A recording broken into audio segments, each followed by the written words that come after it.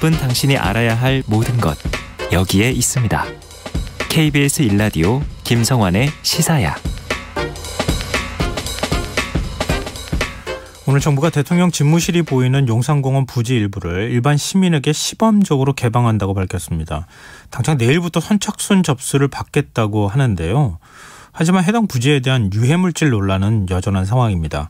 오늘 인터뷰 시간엔 그동안 공원 개방에 반대해온 정규석 녹색연합 사무처장 연결해서 이 문제와 관련해 얘기 나눠보도록 하겠습니다. 사무처장님 안녕하십니까? 예, 안녕하세요. 네. 지금 이제 정부가 시범 개방하겠다고 밝힌 곳이 대통령 집무실 남측부터 국립중앙박물관 북측의 스포츠 필드 부지인데요. 예. 여긴 뭐 미군이 축구장과 야구장으로 쓰던 공간이라고 하더라고요. 예. 근데 여기에서 유해물질이 얼마나 지금 검출되고 있는 겁니까? 최근에 국토부가 윤미한 의원실에 제출한 자료를 보면요. 대통령 집무실 남측, 그러니까 미군 숙소부지는 석유계총 탄화수소가 기준치, 공원 조성이 가능한 거 기준치로 놓고 보면 29배를 넘고요. 네. 지하수에서는 대표적인 발암물질인 벤젠과 페놀루가 3.4배, 2.8배를 기준치를 초과했습니다. 네. 스포츠 필드도 다르지 않은데요. 석유계총 탄화수소가 기준치의 36배, 중금속인 구리화납도 기준치를 훌쩍 넘깁니다. 근데 어이없게도 오늘 국토부가 발표한 시범개방 보도자료에는 이 같은 중요한 내용이 전혀 들어가 있지 않아요. 홍보 애자보도 대통령 집무실을 중심에 놓고 평화롭고 목가적인 공원 이미지만 가득합니다. 실제로 조사한 내용은 공원 자체가 들어설 수 없다는 걸 의미하는 수치들입니다. 네, 이거는 이미 반환 받은 부지잖아요. 예. 근데 또 6월에 반환 받기로 한 부지가 있잖아요. 맞습니다. 이 부지에서는 맹독성 발암물질인 다이옥신이 검출됐다고 하더라고요.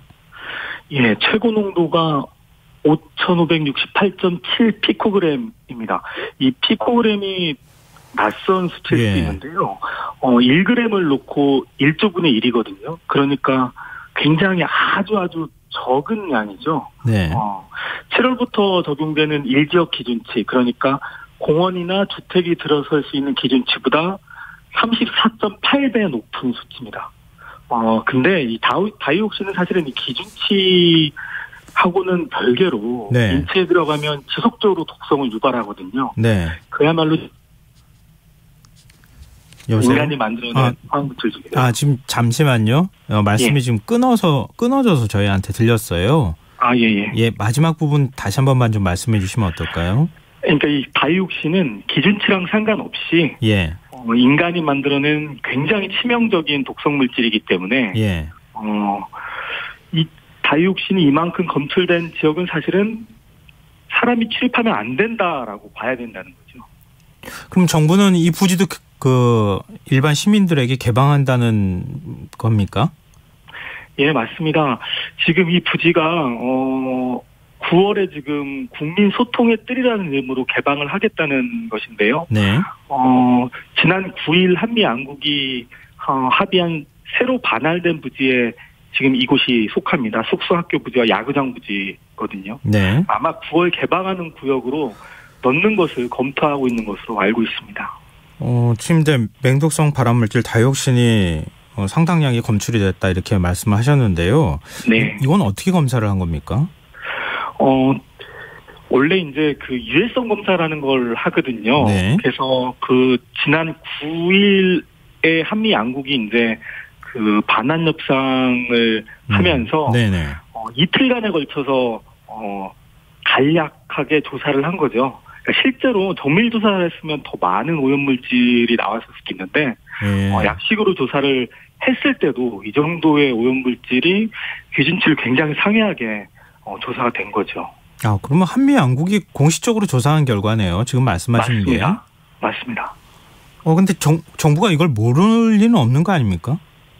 그래서 더 화가 나고 답답한 거예요. 그러니까 정부가 이 사실들을 다 알고 있는데 알고 있음에도 불구하고 대통령께서 국민에게 다가간다라는 취지로 용산공원 조기 조성을 약속했잖아요. 네. 그것을 억지로 끼워 맞추다 보니까 지금 이 같은 아주 총극이 벌어지고 있는 거죠.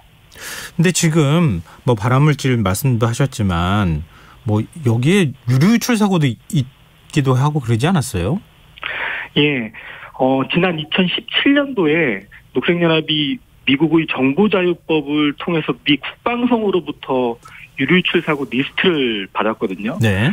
1990년부터 2015년까지 용산기지 안에서 발생한 유류유출 사고는 총 84건입니다.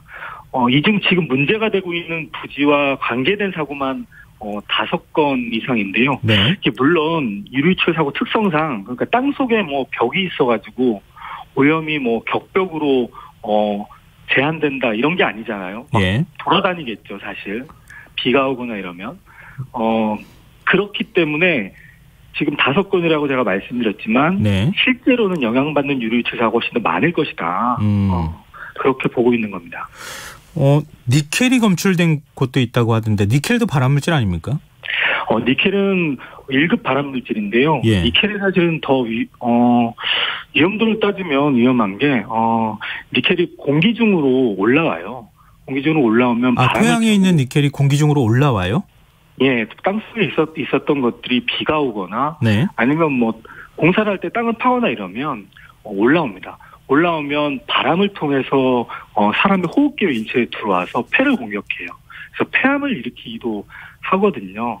그러니까 건강한 사람이라면 어느 정도 견딜 수 있겠지만 코로나 같은 경우도 실제로 노약자나 아니면 기저질환이 있는 사람들은 조심해야 된다라고 정부가 밝혔잖아요. 네. 이야기했던 것처럼 이게 굉장히 건강이 취약한 분들에게는 치명적일 수 있다는 거죠. 그런데 정부는 체류 시간을 일정 정도 2시간 이상 이렇게 제한을 두면 예. 모든 사람에게 다 안전한 것처럼 얘기하고 있는데 이건 어불성설인 거죠. 그래서. 근데 지금 이제 이거는 공원 부지는 아니잖아요. 시민들한테 개방하는.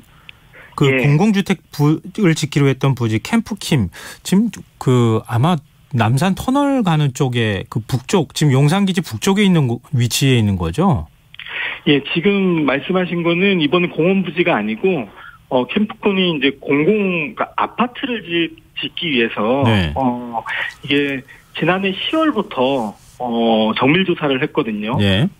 올 3월까지 정밀 조사를 했는데 여기서도 니켈 등 여러 발암물질이 발견이 됐는데 네. 지금 현재 공원으로 사용되는 곳에서도 그런 것들이 발견이 됐어요.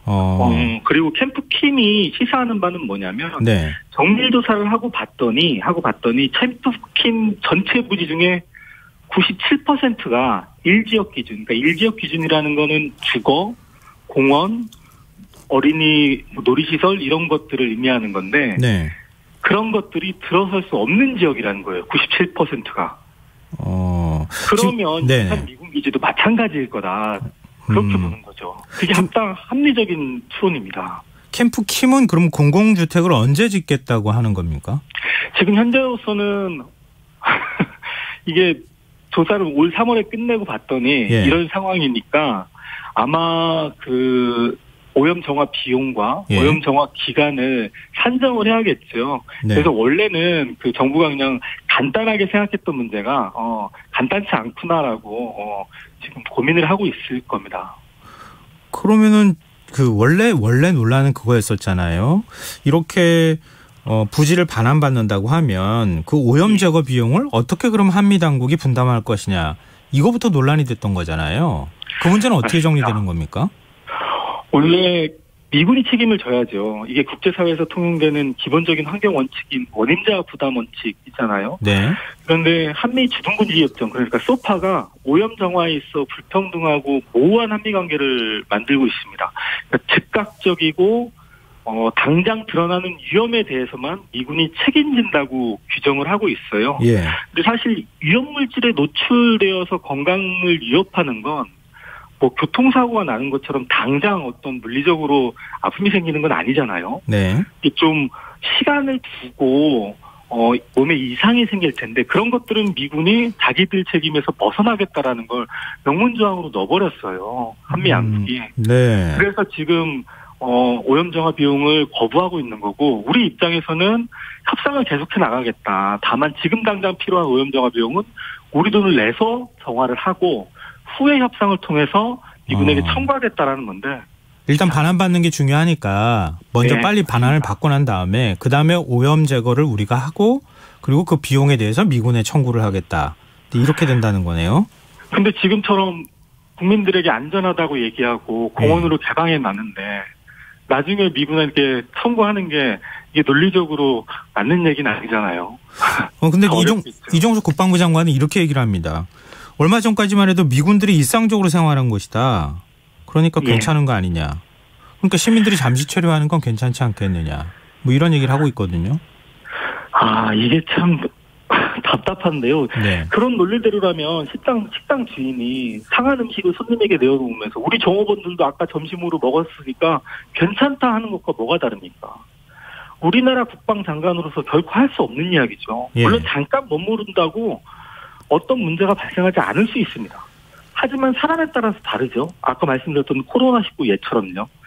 정부가 이야기했던 것이 그런 것이라면 그럼 우리나라 국방장관이라면 오염물질이 있다는 걸 알잖아요. 예. 그리고 그 기준치가 공원 자체가 들어설 수 없는 지역임을 우리나라 정부는 알고 있고 그럼 국민에게 확실한 고지를 하고 가장 중요한 것은 그 위험에 노출되지 않게 원천적으로 막아야죠.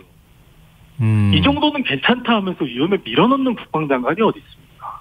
근데 정부는 또 이렇게 얘기합니다. 땅을 덮는 작업을 하고 땅을 이제 덮으면은 뭐 발암물질이 올라오거나 아까 니켈 얘기하셨지만 그러면 그런 게 안 올라오지 않겠느냐. 그리고 그 가서 이용 시간을 제한하면 아무래도 오염물질에 노출되는 시간이 적지 않겠느냐 이렇게 얘기하고 있거든요.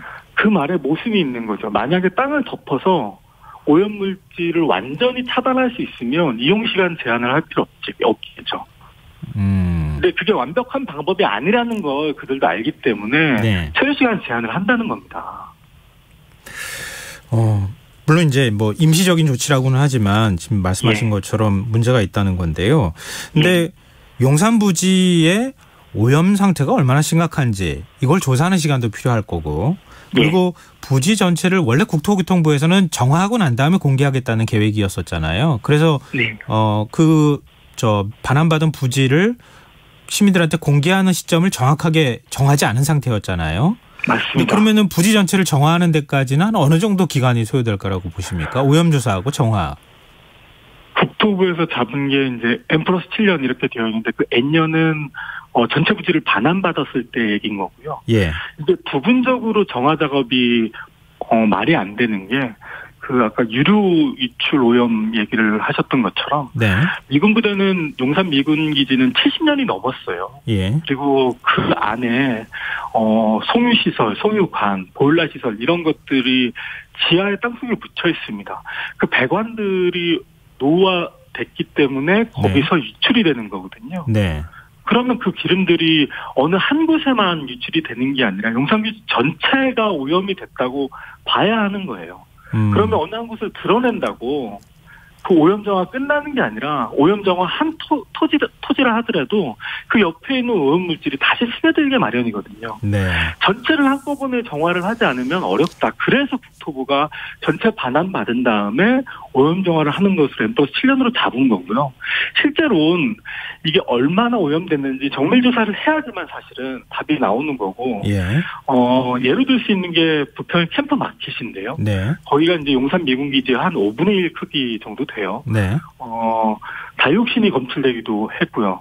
거긴 정부에서 정화비용은 한 900억, 한 1000억 이 정도 추산을 했었고 그 정화 기간은 1년 반에서 2년 정도 예상을 했었습니다. 그러면 크기가 5배 정도, 물론 이게 산수로 딱 떨어지는 비교가 아닐 수도 있겠지만 상당 기간 상당량의 그 비용이 들어갈 거라는 건 뭐 추측할 수 있죠. 네, 알겠습니다. 여러 우려를 말씀해 주셨는데요. 정부가 이런 목소리를 좀 들었으면 좋겠다는 생각이 드네요. 네, 오늘 말씀 고맙습니다. 고맙습니다. 네, 지금까지 정규석 녹색연합 사무처장이었습니다.